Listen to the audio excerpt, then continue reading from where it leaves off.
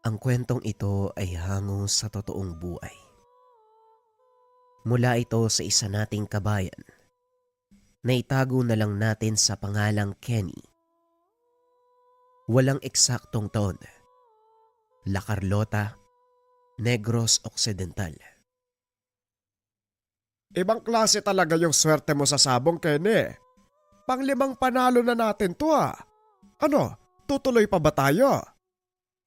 Oo naman, Tatang Felipe. Sayang yung pera na pinapadala ni Papa para pangtaya, no?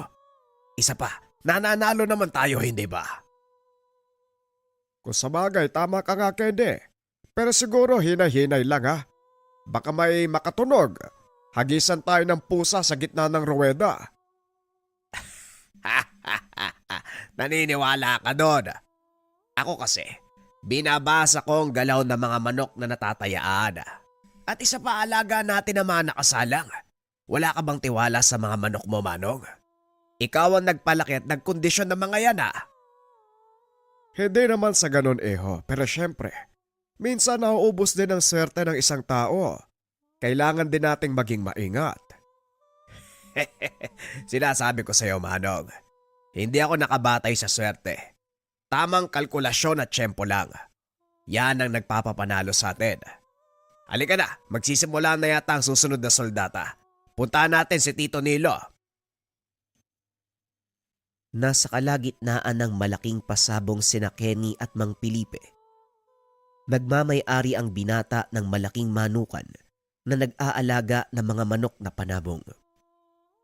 Simula bata ito, si Mang Felipe na ang taga-kondisyon ng kanilang mga alagang manok. Hanggang si Kenny na ang humalili sa ama. Kapwa dayuhan ang mga magulang mula sa bansang Hawaii. Nakabili ng ari-arian sa bansa. Dahil mahilig sa manok na panabong, ginastosan ng ama ni Kenny ang pagpapagawa ng malaking game farm at nag-alaga ng maygit kumulang 1,000 mga manok. Hindi pa kasama ang mga inahin, sisiw at mga sumaylayhaw o binatat dumalang mga manok. Nangungulekta ng lahi ng manok ang ama ni Kenny mula sa iba't ibang bahagi ng bansa. Hindi nito alam na may nabili siyang espesyal na uri. Inalagaan nito ni Mang Felipe ang pinakaunang tauhan sa manukan. Wala ring alam ang binata sa kung anong lahi nito. Ngunit simula nang matuto itong lumaban, sunod-sunod na swerte ang dinala ng manok sa kanila. Kalaunan ay tumanda na ito. Hindi na maaaring ilaban. Kaya ginawa itong palaian ni Mang Felipe.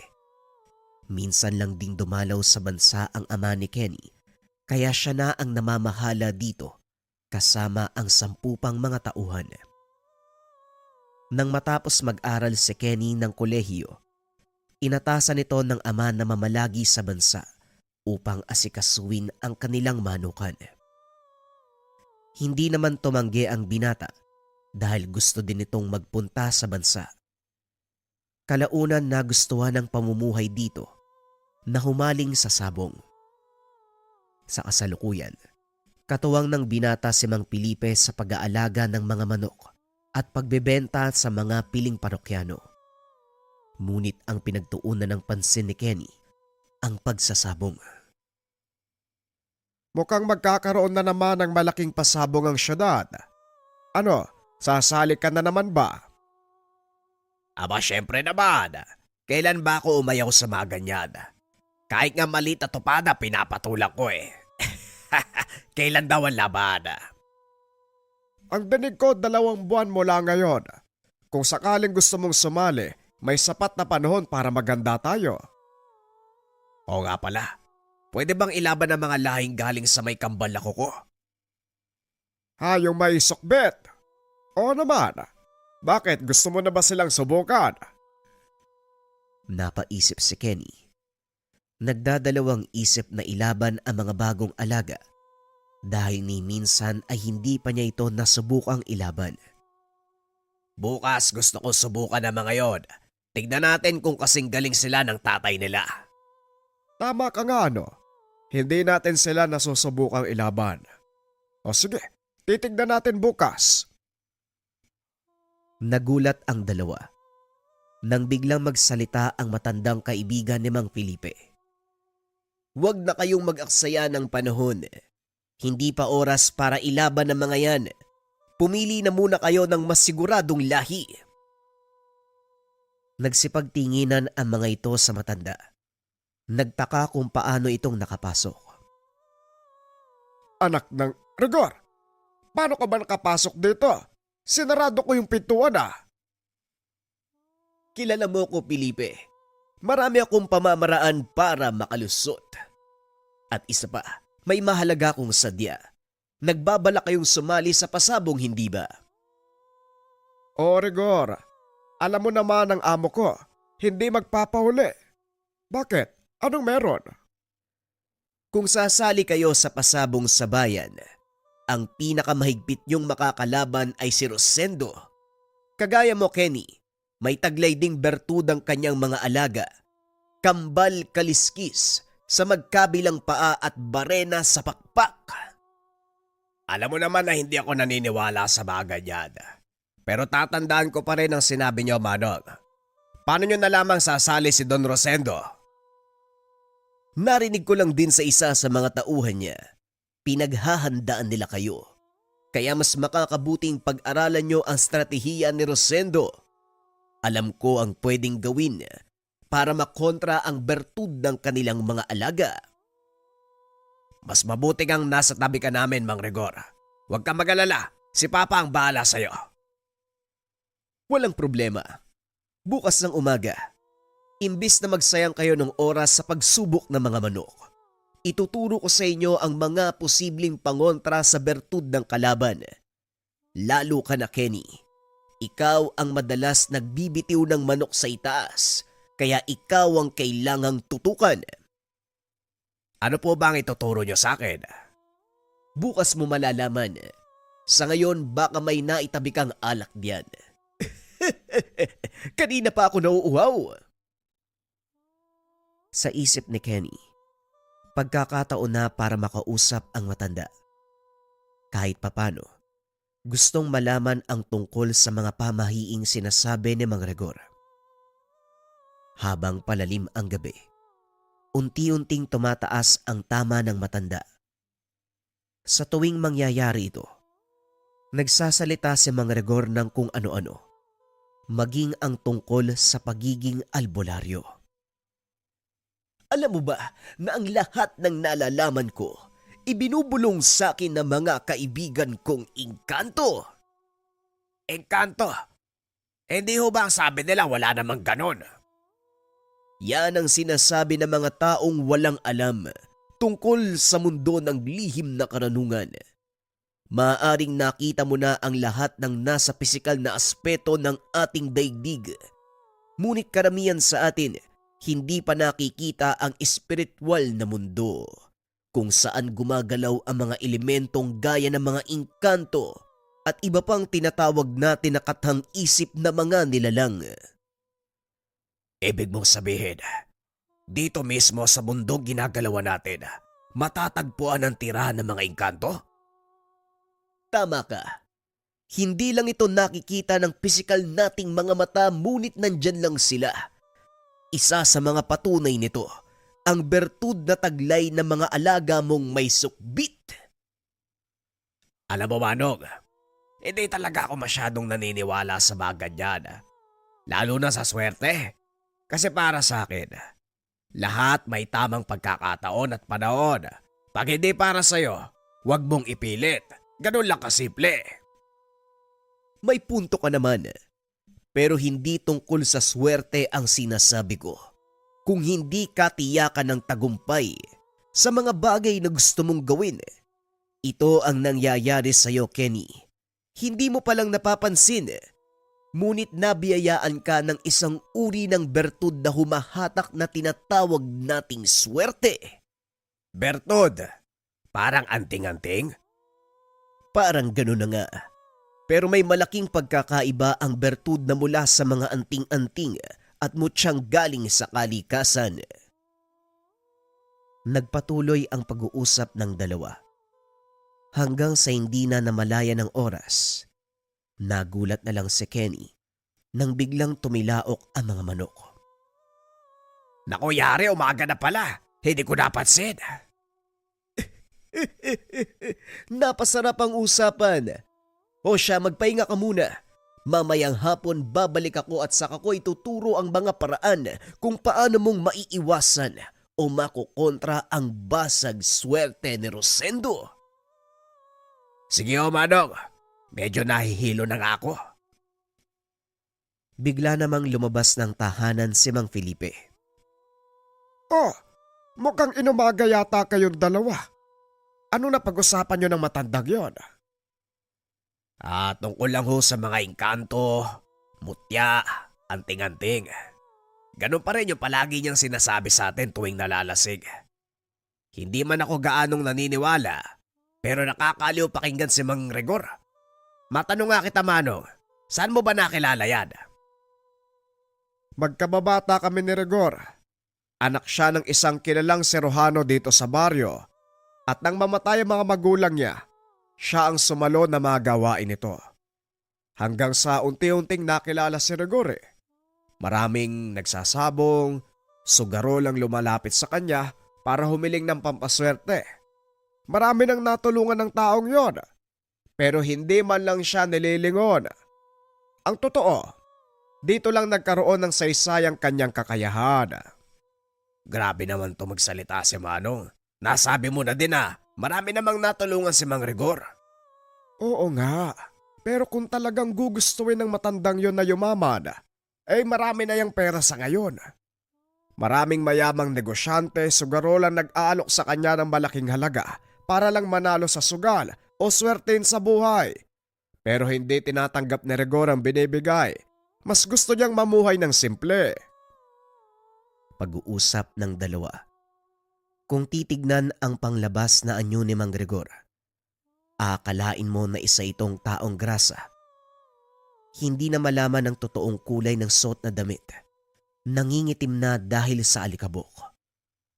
Nakalugay din ang mahabang buhok na halos kulay puti na. Ngunit kung makikilala mo ng malapitan si Mang Rigor, maririnig na magsalita. Malalaman mo na marami siyang kaalaman. Hindi lang sa kanyang larangan, kundi maging sa bawat aspeto ng buhay. Ayon pa kay Mang Felipe, nagtapos ng kursong abogasya ang matanda. Ngunit mas pinili nito ang buhay ng isang manggagamot. Kung ano man ang dahilan, tanging si Mang Rigor lang ang nakakaalam. Pagsapit ng hapon muling bumalik ang matanda. Saktong namimili si Kenny ng mga ipanglalaban na manok. Hawak-hawak nito ang isang panabong. Hinihimas ang katawan habang binubugahan ng usok ng sigarilyo. Maganda ang tindig ng isang yan, pero hindi siya magtatagal sa laban. Subukan mo yung nakatali sa gawing iyon. Napalingon si Kenny nang marinig ang boses ng matanda. Nandito ka na pala, Manong. Kumusta ho? Ayos naman. Nasaan si Felipe? Naroon no sa kabilang kubo, nagpapakain ng mga sisiw. Tara, Manong, magkape ka muna. Kakagising ko lang din, medyo masakit pa ang ulo ko eh. O sige, magkape muna tayo habang wala si Felipe. Kailangang nandito ang matandang yun dahil may narinig na naman ako mula sa kampo ni Rosendo. O sige ho, Manong, sandali lang at magtitimpla ako ng kape. Maya-maya lang ay dumating na si Mang Felipe. Tinawag ito ni Kenny para maupo. Tapos na ba ang mga gawain niyo? Kailangan nating umalis sa manukan. May mahalaga kong sasabihin na hindi maaaring marinig kahit sino sa mga tauhan niyo. Tapos na kaming magpakain sa mga manok. Ano ba ang mahalagang bagay na sasabihin mo na kailangan pa nating umalis? Mamaya na. Tara Kenny, doon tayo sa bahay mag-usap. Hindi naman kalayuan sa manukan ang bahay ni Mang Rigor. Kaya ilang minuto lang ay nakarating na ang mga ito. Ano ba naman yan, Rigor? Halos hindi mo nililinis ang bakuran mo. Punong-puno na ng mga talahib. Hindi basta talahib ang mga yan. Sila ay nagsisilbing proteksyon ng tahanan ko laban sa masasamang elemento. Tara, doon tayo sa loob. Pagpasok sa loob ng tahanan, nakita ni Kenny ang mga tuyong ugat ng kung anong mga halaman. Humahalimuyak din ang amoy ng insenso at lana. Unang beses na pumunta ng binata sa tahanan ng isang albularyo, kaya naman manghang-mangha ito. Nagikot ang binata sa sala ni Mang Gregor habang tinitignan ang mga nakahilerang garapon. Ang ilan ay may mga pinatuyong karne ng kung anong hayop. Samantalang ang ilan, puno ng mga ugat ng halamang nakababad sa lana. Ngunit ang mas nakapagpamangha kay Kenny, nang makita nito ang isang sisidlan na may tumutubong maliit na puno sa loob. Hawakan na sana ng binata ang garapon nang bigla siyang awatin ni Mang Gregor. Wag na wag mo silang gagambalain. Nagpapahinga ang mga nilalang na nakatira sa puno. Nakakagulat naman kayo, Manong. May nakatira sa malita punong yan. Ano yon, kulisap? Hindi sila makulisap kung hindi maliliit na diwata na kung tawagin ay lambana. Pero hindi lang yan ang dahilan kung bakit tayo nandito. Kung ganon sabihin mo, Rigor, ano ba ang mahalagang bagay na nalaman mo? Huwag kayong sasali sa pasabong. Hindi mananalo ni isa man sa mga manok nyo. Kenny, mas makakabuti kung tataya ka lang. Walang mawawala kung hindi ka sasali sa taong ito. Marami pang pagkakataon. Pero ngayon, mas makakabuti kung walang manok mula sa inyo ang lalaban sa ruweda. Ha? Bakit naman, Manong? Mahaba pa naman ang panahon para maganda. At isa pa, ilang ulit na naming nakatapat sa laban ng mga manok ni Don Rosendo. Puro yabang at angas lang meron sila. Sa uli, kami pa rin ang nananalo. Iba ang nakikita ko sa pagkakataong ito. Moro-moro ang magiging pasabong. Ang ilang sasali, pakawala ng kabilang kampo para lang masabi na marami ang sumali. Ngunit ang katotohanan, kayo lang ang tanging kalaban. Ikaw partikular, Kenny. Bakit naman nila gagawin yon? Mukhang alam ko na ang dahilan. Sa tuwing makakasagupa natin si Don Rosendo sa laban, hindi man lang sila nakakatikim ng panalo. Kaya kumpiyansa kaming ganun uli ang mangyayari. Pero sige, bigyan mo ko ng sapat na dahilan para hindi sumali sa pasabong. May kung anong kinuha ang matanda sa bulsa. Inilapag sa mesa. Alam niyo ba ang tawag sa bagay na ito? Tinignan ni Kenny ang bagay na tinutukoy ng matanda. Batay sa obserbasyon, isang pangkaraniwang bato na may halong ilang butil ng kristal ang ipinakita ng matanda. Teka, Manong, ordinaryong bato lang to ah. Anong espesyal tungkol dito? Yan ang akala mo. Ang batong yan ay tinatawag na bantiling, isang uri ng mineral na may taglay na kakayahang humigop ng negatibo at positibong enerhiya sa paligid. Maliban dito, malaki din ang epekto ng bato sa mga manok. Kaya ko kayo dinala dito dahil sa oras na ilabas mo ang bantiling sa manukan, siguradong magkakagulo ang mga manok. Ano ang epekto nito sa mga manok, Rigor? Ikinikiskis ito ng mga sabongero sa tari ng kanilang mga alaga at sa oras na gamitin ang taring iyon, nagkakaroon ito ng kakaibang epekto sa kalaban. Kusa itong maduduwag at mananakbo. Gusto ko makita ang bisa niyan, Manong. Baka sakaling magamit natin sa mga susunod na laban. Walang problema, hali kayo. May maliit na tupada sa kabilang baryo. Doon natin masusubukan ang bisa ng bantiling na ito. Nagpa siya ang grupo na pumunta sa sinasabing topada. Bit-bit ang dalawang manok. Pagdating sa lugar na sa kalagitnaan ng soldata, kaya dali-daling nagpalista si Kenny para mahanapan ng kalaban ang dalang manok. Kilala na ang binata sa lugar dahil siya lang ang tanging naiiba ang kulay. Minana ang katangian sa kanyang ama. Netibo sa bansang Hawaii. Matangkad, matipuno ang katawan. Mahaba at medyo kulot ang buhok. Punong-puno ng tato ang braso at dibdib. Matapos magpalista, naupo sa sulok ang binata. Samantala ang dalawang matanda naman, sinimulan nang ayusin ang tari ng kanilang manok. Isa sa mga ito ay kinabitan ng ordinaryong tari at ang ikalawa, kinabitan ng taring ipinahid sa bantiling.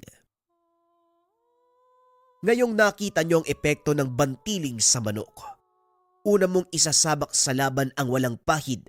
Tignan mo ang pinagkaiba. Sinunod ni Kenny ang sinabi ng matanda. Nagulat ang binata dahil natalo ang manok na iyon sa kauna-unahang pagkakataon. Nakaranas ng pagkatalo ang binata. Paano nangyari yon, Manong? Kondisyon ng katawan ng mga manok na pinili ko. Tanong ni Kenny. Lingid sa kalaman nito, pinalitan ni Mang Felipe ang manok na ipanglalaban. Pinili nito ang pinakamahinang klase sa kanilang mga alaga. Ngunit nang sumapit ang ikalawang soldata, isinabak ni Kenny ang huling manok. Sa pagkakataong iyon, hindi pa man nagsisimula ang laban, balisa na ang manok ng kabilang panig. At nang pakawalan ito ng may-ari, biglang kumaripas ng takbo at lumipad palabas ng ruweda. Nagtawanan ang mga tao dahil inakala nilang duwag ang manok. Lingid sa kaalaman ng lahat na ito ay epekto ng bantiling ipinahid sa tari ng alaga ni Kenny. Nakita mo na ang epekto, Kenny. Sinadya ni Felipe na palitan ng manok na ipanglalaban. Kung hindi mo napapansin, mabilis na naduwag ang kalaban. Ito din ang gamit ni Rosendo at walang dudang matatalo kayo. Kaya hanggat maaari, huwag na kayong sumali. Dito na naunawaan ni Kenny ang sinasabi ng matanda. Kaya naman nag-isip ito ng ibang paraan. May alam po ba kayong paraan para makontra ang bantiling? Sa pagkakalam ko, wala pang nakakagawa ng kontra sa bisa ng bantiling. Kahit pa ang pinakamalakas sa sugbit ng manok, hindi ito kayang basagin. Kung ganon, ilalampaso lang pala tayo ni Don Rosendo. Sige, hindi tayo magpapasok na manok. Sa halip makikisakay tayo sa pusta niya. Sayang naman kung papalampasin natin ang malaking pasabong. Yun ang mas mainam na gawin. Tignan natin ang magiging reaksyon ni Rosendo. Lumipas ang ilang araw. Wala namang nangyaring kakaiba hanggang sa sumapit na ang araw ng pasabong. Masayang nagpunta si Kenny sa sabungan. Ngunit sa pagkakataong iyon hindi sumama si Mang Rigor. Hindi nito pwedeng ipasok ang tangan sa lugar na pinagdadausan ng sugal. Isa ito sa mga panata ng matanda dahil naniniwala siya na mawawalan ng bisa ang mga gamit sa oras na sirain nito ang panata. Sigurado ko bang hindi ka sasama, Manong? Masaya mangyayaring pustahan ngayon. Hindi na, Kenny. Bawal kong ipasok ang mga gamit ko. Mag-aantay lang ako dito sa labas. Mag-iingat kayo sa loob. O sige, Manong, ikaw ang bahala ha. Hindi na rin kami magtatagal. Mababagot lang ako sa mangyayari lalo pat wala naman tayong manok na kasali. Pag-uusap ng dalawa. Pagpasok ni Kenny sa sabungan, kagad nitong natanaw si Don Rosendo. Nakaupo ito sa bandang itaas. Habang nakikipagtawanan sa mga kasama, napatitig ito sa kanya at kumaway. Napakasarkastiko talagang tao nitong si Don Rosendo. Ang lakas ng loob na kumaway. Akala mo naman magkasundo kami. Tignan nga natin mamaya kung kakaway ka pa. Wika ng binata sa sarili. Naupo ito sa bandang harapan. Nakaugalian ni Kenny na pumwesto malapit sa ruweda para mapag-aralan ang galaw ng mga manok. Ilang sandali pa nagsimula na ang unang soldata. Manok ni Don Rosendo ang lalaban. Gaya ng plano, nakisakay sa pusta ang binata at sa unang soldata pa lang, nanalo sila. Sunod-sunod na panalo ang natamo ni Kenny, kasabay ng pagiging kampyon ni Don Rosendo sa sariling palabas. Akmang paalis na ang mga ito matapos kubrahin ang panalo. Nakasalubong ng binata si Don Rosendo. Mukhang malaki ang panalo mo. Bakit nga pala hindi kayo sumali? Tanong ni Don Rosendo. Hindi na sana makikipag-usap si Kenny, ngunit naisip nito na asarin ang matanda. Alam ko naman na kung sinong mananalo. Kaya naisip ko na wag na lang sumali. Kasi baka mapahiya ka sa sarili mong pasabong. Anong sinasabi mo? Hindi ako ang promotor ng pasabog na ito. Sumali lang din ako, iho. Sayang nga at hindi tayo nagkaharap. Nailagay sana kita sa dapat mong kalagyan. May susunod pa naman, Don Rosendo. Huwag kang mag-alala. Marami pa tayong sabong na pagdadaanan. Sa ngayon, magsaya ka muna. Dahil sa susunod na magharap tayo, sisiguraduhin kong hindi ka na makakangiti ng ganyan. Hindi na nakaimik si Don Rosendo sa sinabi ng binata. Kilala nito si Kenny. Alam niya ang kapasidad ng binata pagdating sa pinansyal na usapin. Matagal nang gustong pabagsakin ni Don Rosendo ang manuka ni Kenny, ngunit sadyang hindi ito makahanap ng butas. Pag-uwi sa tahanan, napaliwanag ni Kenny kay Mang Rigor ang nangyari. Tuwang-tuwa ang matanda dahil kuwang-kuwa ng binata ang itsura nito habang nagpapaliwanag. Mukhang nailugar mo sa dapat kalagyan ng matandang yon, iyo. Pero lalo siyang magagalit, kaya maganda ka. Alam ko po, Manong. Isa pa, medyo matagal na panahon pa naman ang lilipas bago kami magkita sa sabungan. Siguro naman sapat na ang oras na yon para pagandaan ang anumang gagawin niya. Tamang-tama, uuwi ang tatay mo sa susunod na linggo. Wala naman tayong gaanong gagawin. Nakapagbakuna na. Bakit hindi mo ko tulungan maglinis sa mga kulungan? Medyo mataas na din ang damo lalo pa dun sa gawing dulo. Mukha kang kailangan ko ng ersisyo. Tumataba na ako . Maging si Mang Rigor, nakitulong na din sa paglilinis ng manukan. Mag-isang nagtatabas ng damo ang binata sa gawing dulo ng manukan nang mapansin nito ang mga alagang manok na nagmula sa lahing may sukbit. Nagpa siyang magpahinga sandali dahil malalim ang bahaging kinalalagyan ng kulungan, kaya doon napagpasya ng binata na magpahinga. Napansin ni Kenny na halos pare-pareho ang kulay ng balahibo ng mga ito, maging ang hugis ng katawan. Isa-isang tinignan ng binata ang mga manok at namangha ito. Napansin naman ni Mang Felipe ang ginagawa ng binata, kaya kagad siyang nilapitan. Siguro naman napansin mo ng kakaiba ang lahing yan. Kaya ko sila hiniwalay. Siguradong magiging mainit sila sa mata ng mga parokyano natin. Sa oras na makita ang mga manok na yan, siguradong magpapataasan sila ng presyo para lang makuha yan. Hindi po ba mas makakabuti yon para sa atin? Hindi, Kenny. Ayaw ng tatay mo na ipagbili ang mga lahi na mula kay Sukbit. Isa yan sa mga koleksyon niya. Kaya hanggat maaari, huwag silang ililipat ng pwesto. Ilang buwan na lang at nahantong na sila sa tamang edad para ilaban. Sa oras na makita ni Papa yan, siguradong susubukan yan. Titignan kung kaparehong lumaban kagaya sa ama nila. Oo nga pala, hindi ko na nakikita ang may sukbit. Samahan mo ko. Tignan natin ang kondisyon niya. Matanda na ang manok na yun kaya ayaw ng tatay mo na ilaban. Ay nako, pinakamamahal ni tatay ang mga manok na yan.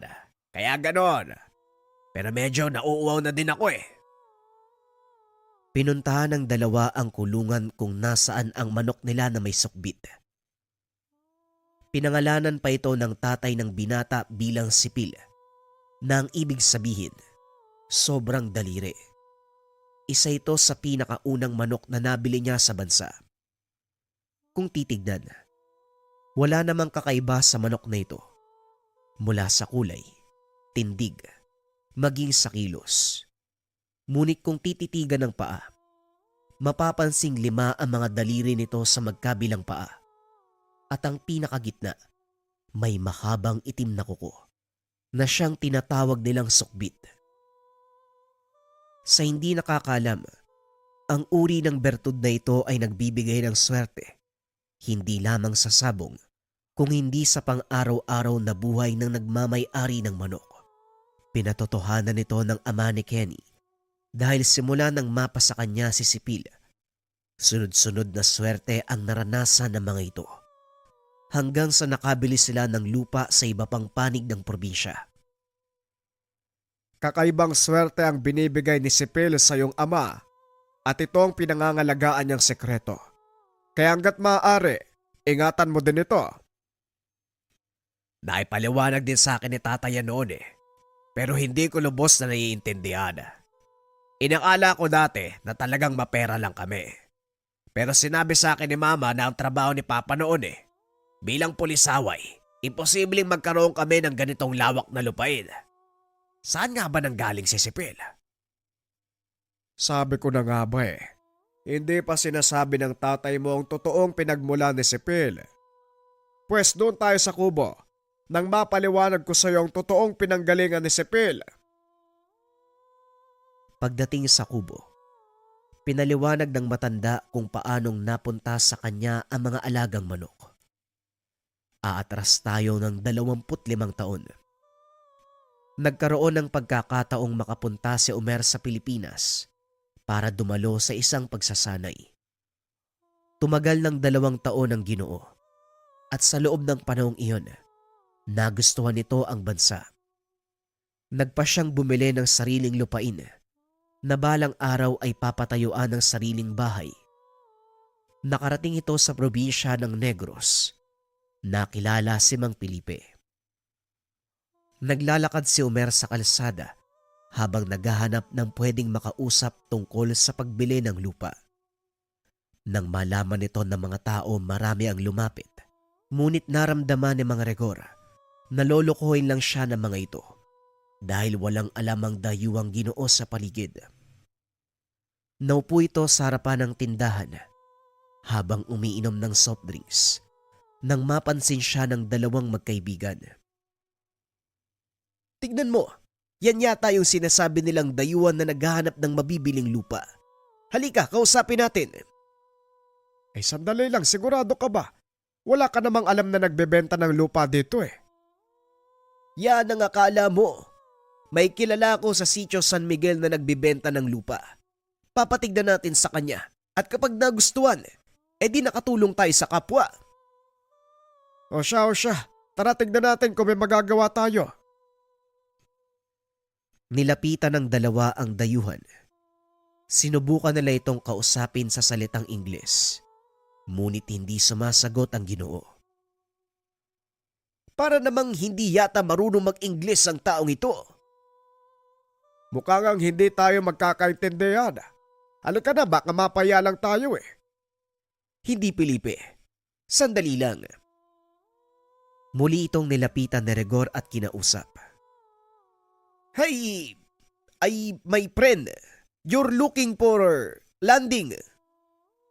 Natawa si Felipe sa Ingles nito. Napatingin din ang ilang mga taong naroon dahil nilakasan nito ang kanyang boses sa pag-aakalang hindi nakakarinig si Omer. Nagulat si Rigor nang magsalita ang Ginoong dayuhan. Marunong po ako magtagalog. Ayoko lang makipag-usap.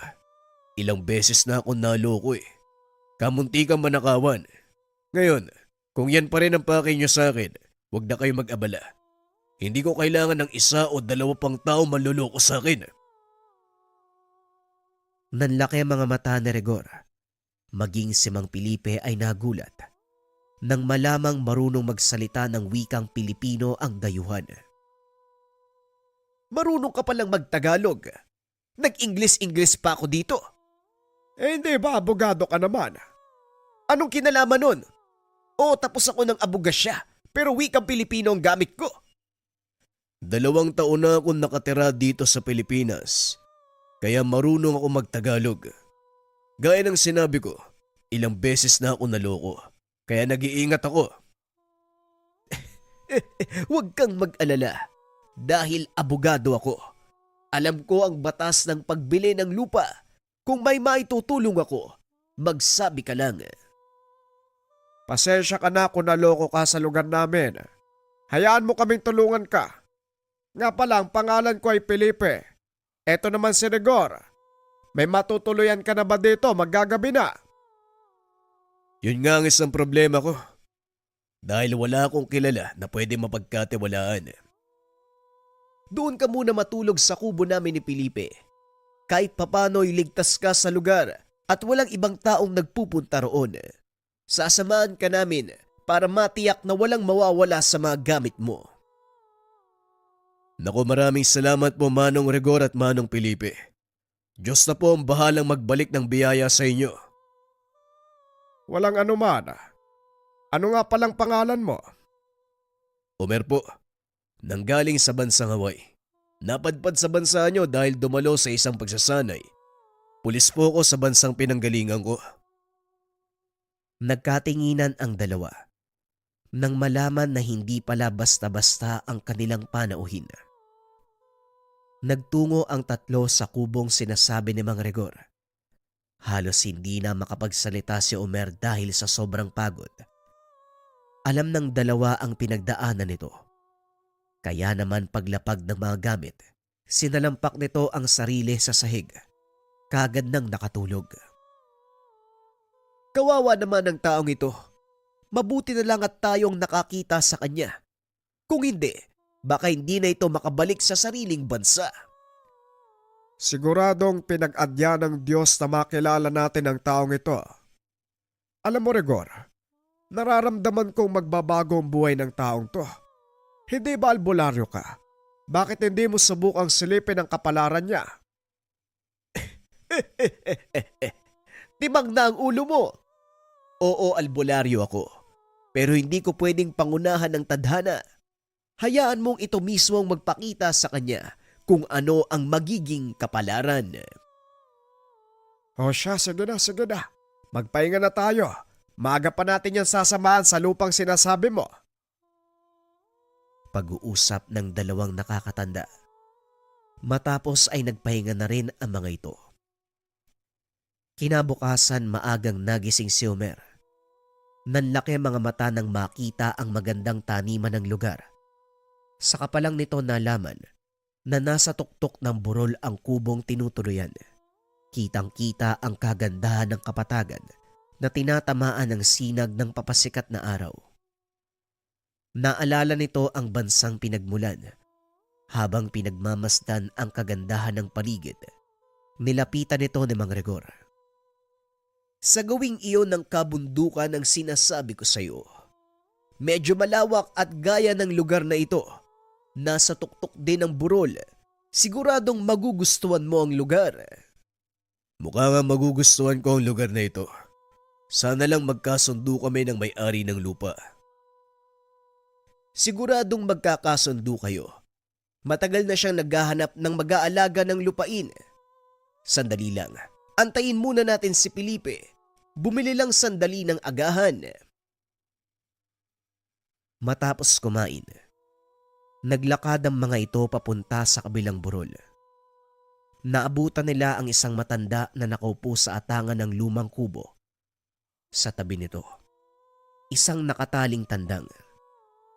Lingid sa kalaman ni Omer, na ama ni Mang Rigor ang taong iyon na siya ding nagmamay-ari ng lupa. Anong ginagawa niyo dito, Rigor? Akala ko ba abala ka sa patag? Magandang umaga po, tay. Sinamahan po namin ang taong ito. Naghahanap siya ng lupa At alam kong ipinagbibili nyo ang lupang ito, kaya baka magkasundo kayo. Wika ni Rigor. Tumayo ang matanda at lumapit sa kanila. Ako nga pala si Inaro, ang may-ari ng lupa. Sa nakikita ko, hindi ka taga dito. Hindi po, Tatang. Mula po ako sa ibang bansa. Naparito ako dahil gusto ko sanang bumili ng lupang pagtatayuan ng bahay. Ganun ba? Kung bahay ang ipapatayo mo, hindi kaaya-aya ang lugar na ito. Mainam mag-alaga ng mga hayop. Pero kung titirahan nyo, mukhang mahirap. Malayo eh. Hindi ko naman po kailangan ng malapit sa lahat. Mas gusto ko po yung tahimik na buhay. Sa palagay ko, tamang-tama ang lugar na to. Tinignan ni Tatang Inaro si Rigor. Tinawag ito upang makipag-usap sa isang sulok. Tumatango lang si Rigor habang nagsasalita ang matanda. Matapos ang ilang minuto, bumalik na ang mga ito sa kinaroroonan ni Omer. Papayag daw si tatay na ikaw ang bumili ng lupa pero sa isang kondisyon. Talaga?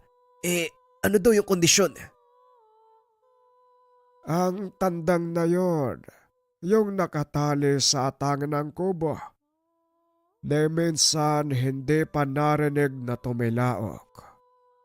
Ang kondisyon ko, iiwanan ko sa pangangalaga mo ang manok na ito sa loob ng 2 linggo. Kapag nagawa mo siyang mapatilaok, ibibigay ko ng libre ang lupa kasama ang titulo. Pero kung hindi, pasensyahan tayo. Kahit bayaran mo ko ng doble, hindi ko ipagbibili ang lupa. Nanlaki ang mga mata ni Omer sa sinabi ng matanda. Tinignan nito ang tandang. Wala namang nakitang problema si Omer. Kaya kahit nag-aalinlangan, pumayag ito sa kondisyon ng matanda. Para sa kanya, ito na ang huling subok. Kung sakaling hindi mabibili ang lupang iyon, uuwi na lang siya sa sariling bansa. Sige po, Tatang. Tinatanggap ko ang kondisyon niyo. Magaling kung ganon. Heto, maaari mong gamitin ang kubo at habang nananatili ka sa lugar, pakilinis na din ang paligid. Malay mo, swerteng ka. Tumilaok yung manok na yan. Mapasayo ang lupang ito. Hindi ka na mahihirapan. Simula ng araw na yun, doon na natili si Omer sa kubong iniwan ng matanda. Ilang araw na ang nakalipas, ni hindi tumitilaok ang manok. Hanggang sa inabot siya ng 1 linggo, hindi pa rin nagpupunta sa kanya ang 2 magkaibigan. Ngunit lingid sa kalaman, pinagmamasdan siya nila Rigor mula sa malayo. Mukhang marunong mag-asikaso ng lupa ang isang ito. Ano sa palagay mo? Papasa kaya siya kay tatay? Kung pagbabatayan ng kasipagan at kaalaman sa pag-aalaga ng lupa, papasa siya. Pero ang tanong, naiintindihan kaya ng taong yan ang gustong iparating ni Tatang Inaro? Siguro naman naiintindihan niya. Lalo pa ang pagtilaok ng tandang. Kailanman, hindi titilaok yan. Pag-uusap ng dalawa habang nakatago sa makapal na talahiban. Pinagmamasdan ng mga ito si Omer habang walang tigil na nagtatrabaho. Nililinis ang buong paligid at kinakausap ang tandang. Pakiusap naman tumilaw ka na. Ilang araw na lang matatapos na yung palugit ko kay Manong Inaro eh. Pakiusap ni Omer sa tandang. Saka pa lang nito napansin na isang inahin ang nakatali sa atangan ng kubo. Sa mga hindi nakakaalam, kagaya ng binabaing tandang, ang mga nilaki, maaaring pagkamalang totoong tandang dahil parehong-pareho ang kulay ng balahibo at tindig. Ngunit sa mga marunong tumingin, malalaman na isa itong binabae sa pamamagitan ng pagliit ng palong at wala itong mahabang lawi sa buntot.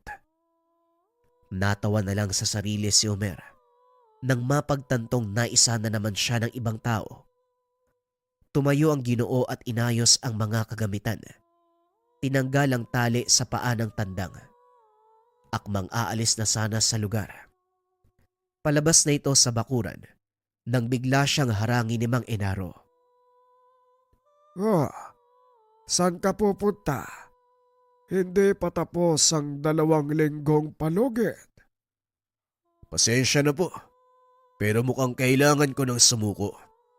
Alam nila ni Gor ang dahilan kung bakit ko gagawin to, kaya sila na lang ang tanungin nyo. Tignan mo ang kinalabasan ng ginawa mo dito. Napakaganda ng lugar, lalo na kapag malinis. Nilingon ni Omer ang matanda. Maging siya ay noon lang napansin ang kagandahan ng paligid. Bakit kayo nagtali ng inahing manok sa atangan at hinayaan nyo kung mag-intay sa wala? Tumawa ng malakas si Mang Enaro. Itinuro ang paligid. Hindi mo pala nauunawaan ang punto ng pagsubok ko sa iyo. Pagmasdan mo ang paligid. Sa totoo lang, nanghihinayang ako kung sasabihin mong susuko ka na dahil pumasa ka sa totoong pagsubok. Dumukot ng kung ano ang matanda. Inabot kay Omer. Ano ba to? Bakit hindi mo buksan? Binuklat ni Omer ang maliit na sobre. Nakita nitong titulo ng lupa ang inabot sa kanya. Teka, bakit nyo binibigay sa akin ang titulo ng lupa? Hindi mo ba narinig ang sinabi ko? Pumasa ka sa totoong pagsubok. Sa lahat ng taong nagnais na bumili ng lupa ko, ikaw ang nakakita ng totoong kahalagahan ng lugar. Hindi ko po kayo maunawaan. Alin po ba daw ng pagsubok? Yung pagtilawak ng tandang o yung paglilinis ng paligid? Wala sa nabanggit. Ang totoong pagsubok, ang pagiging matyaga. Nakita ko sa iyo ang abilidad na yon.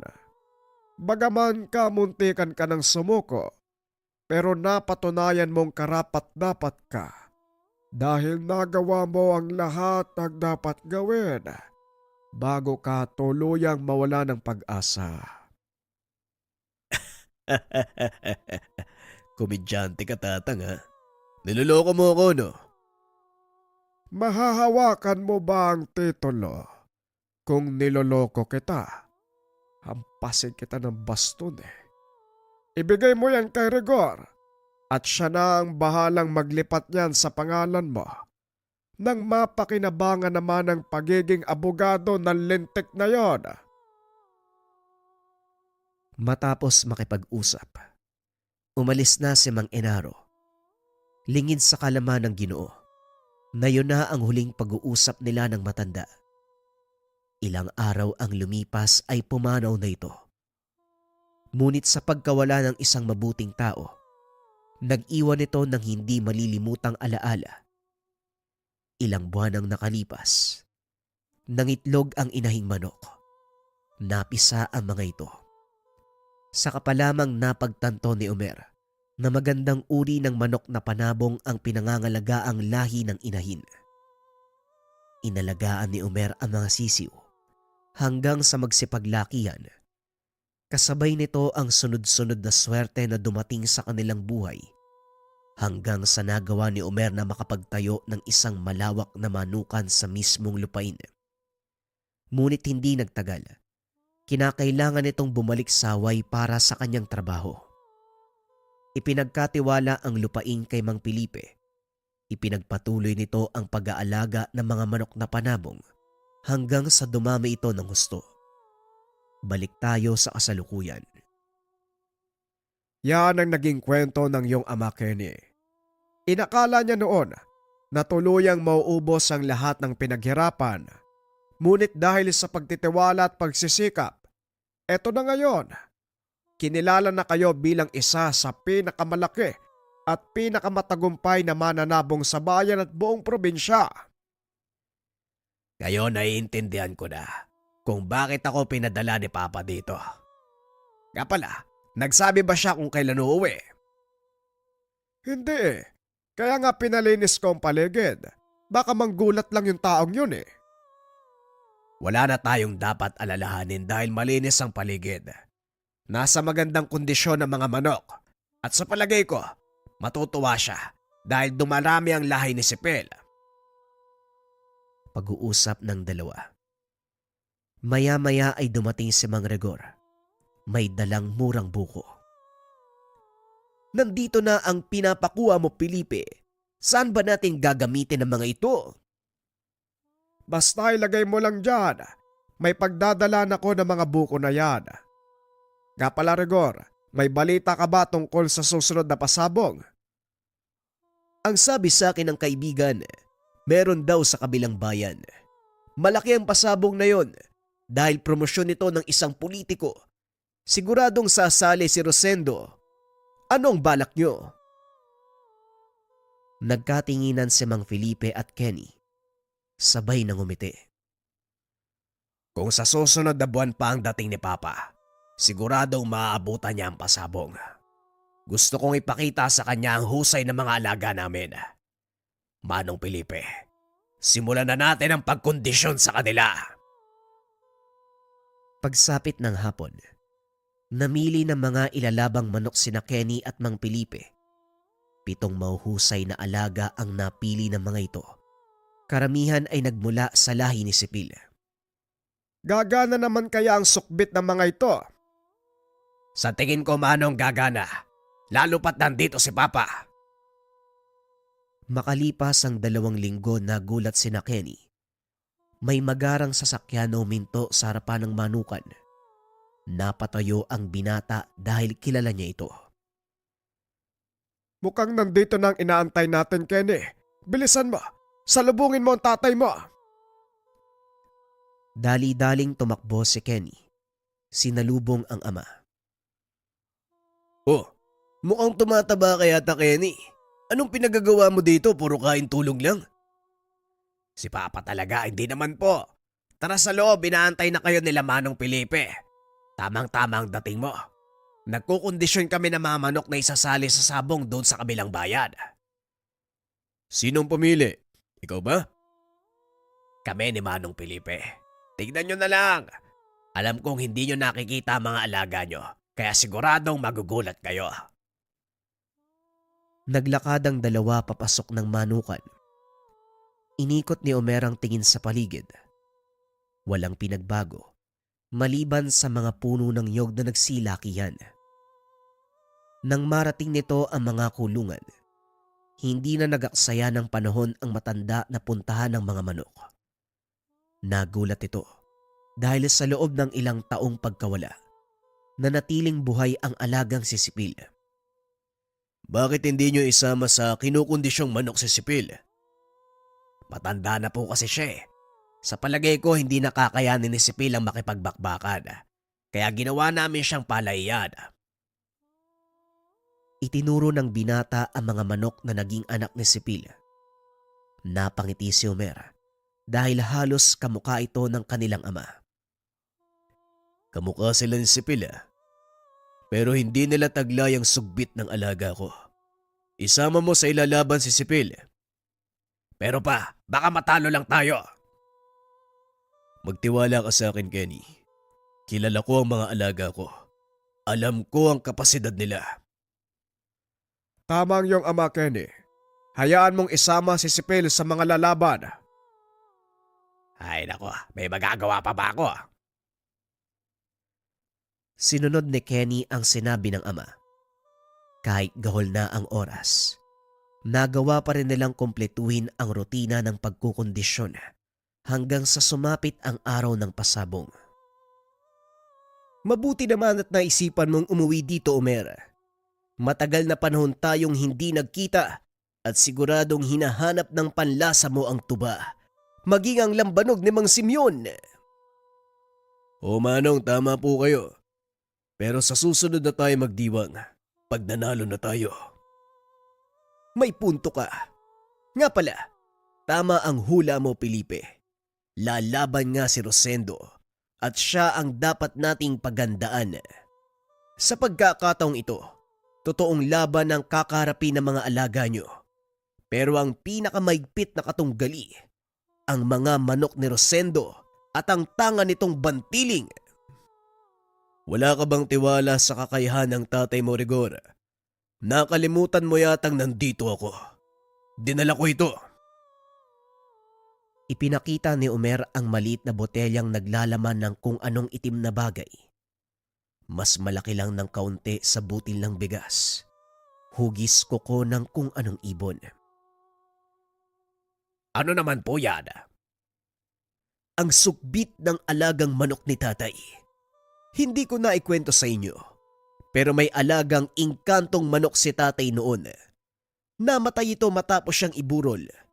Ipinalibing sa akin ni nanay ang manok na yon, pero bago ko mailibing, napansin kong kulang ng isa ang daliri nito sa paa. Tila alam ni tatay na darating ang oras na ito. Pinaghandaan niya ang muling pagbabalik, Omer.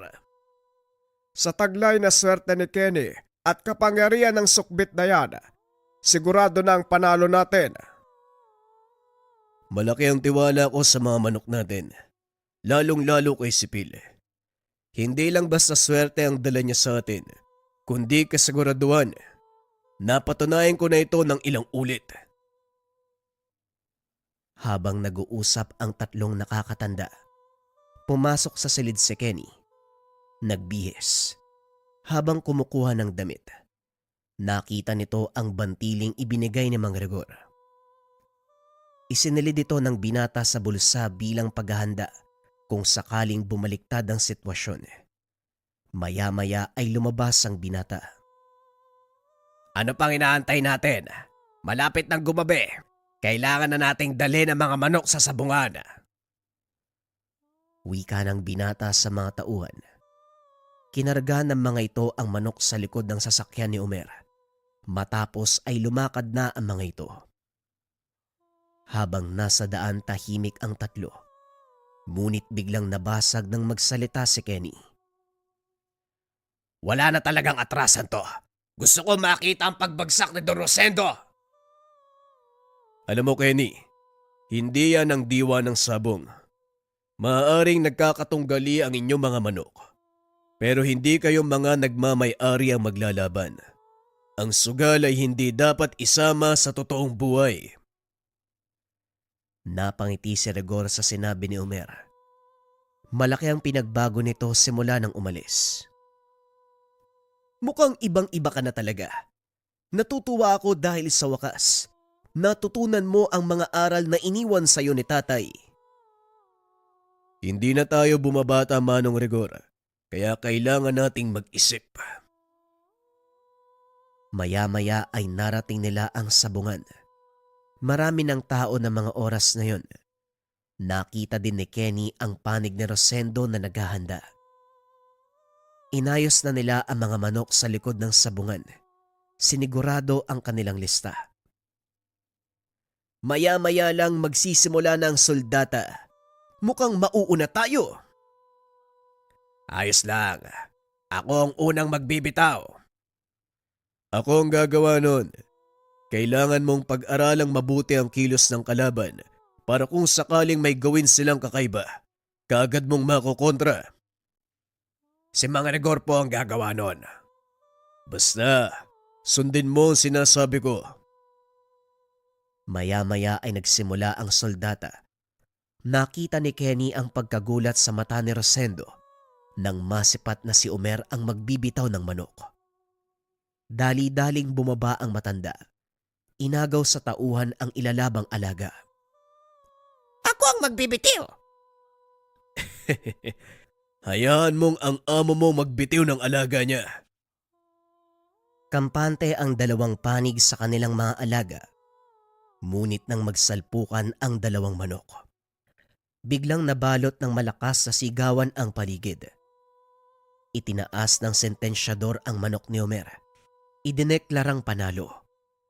Hindi makapaniwala si Rosendo sa kinalabasan, ngunit wala itong magagawa. Sunod-sunod na panalo ang tinanggap ng panig nila Kenny. Bagay na kinagulat naman ni Rosendo, kaya nagprotesta ito. Inakasuhang nandadaya sina Omer. Kaya naman pinatignan nila ang lahat ng ilalabang manok. Walang nakitang pandaraya ang mga nangangasiwa, kaya itinuloy ang laban. Yan ba ang sinasabi mong sugal lang ang sabong? Hindi dapat personalin. Tignan mo si Rosendo. Parang gustong-gusto kang sakbalin. Kung nakakamatay lang ang titig, kanina ka pa pinaglalamayan pa. Hayaan mo lang siya. Basta tayo mananatiling kalmado. Huwag magtatanim ng galit. Tuloy-tuloy ang pagkapanalo natin. At gaya ng gusto mong mangyari, babagsak ang matandang yan. Hindi malaman ni Rosendo ang nangyari dahil wala naman itong nakikitang kakaiba sa mga alagang manok nila Kenny. Matapos ang sabong, umuwing talunan sina Rosendo. Walang paglagyan ng tuwa ni Kenny dahil natupad na sa wakas ang pangarap nito. Ilagay sa kalalagyan ang taong gustong sumira ng kanilang pangalan. Hindi matanggap ni Rosendo ang nangyari. Makailang ulit nitong pinagtangkaan ang buhay nila Kenny, ngunit hindi ito nagtagumpay. Hanggang sa kapalaran na ang nanghusga sa kanya. Isang malagim na pangyayari ang tuluyang nagpabagsak sa mayaban na doon. Nawala ang lahat ng ari-arian. Tuluyang bumagsak ang manukan, maging ang ibang negosyo. Matagal na nawala si Rosendo at makalipas ang ilang taon, nakita na lang ito ng mga tao na naglalakad sa daanan. Wala na sa sariling katinuan. May bitbit na sako, namumulot ng kung anong madadaanan sa kalsada. Dinamdam nito ng husto ang nangyari. Hindi ginusto nila Kenny ang gantihan si Rosendo, ngunit kapalaran ang kusang nagpataw ng parusa para dito. Ang paniniwala ni Mang Rigor, kagagawa nito ng tangang bertud ni Omer, na kung tawagin ay sukbit, isang tangan na swerte sa sugal.